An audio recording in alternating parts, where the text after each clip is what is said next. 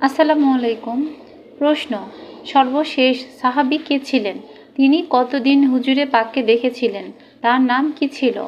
উত্তর, যে ভাগ্যবান চোখগুলি ঈমানের সাথে প্রিয়তম নবী সাল্লাল্লাহু আলাইহি সাল্লাম এর পবিত্র চেহারা দর্শন করার সৌভাগ্য অর্জন করিতে সক্ষম হয়েছিল, তারাই সাহাবী হওয়ার বিরল মর্যাদায় অভিষিক্ত হয়ে রয়েছেন।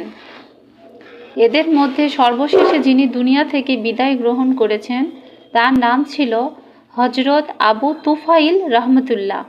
তিনি হিজরি ১১০ সনে মক্কায় ইন্তেকাল করেন। তিনি কখন ইসলামে দীক্ষিত হয়েছিলেন, মৃত্যুকালে তার বয়স কত হয়েছিল এবং কতদিন প্রিয় নবীজি সাল্লাল্লাহু আলাইহি সাল্লামের সান্নিধ্যে ছিলেন, এ সম্পর্কিত কোনো বিস্তারিত তথ্য আমি পাইনি।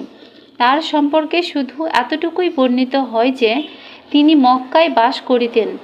শেষ সময়ে লোকজন তাকে দেখার জন্য এবং তার মুখের দুটি একটি কথা শ্রবণ করার জন্য দূর দূরান্ত সফর করে সমবেত হতেন।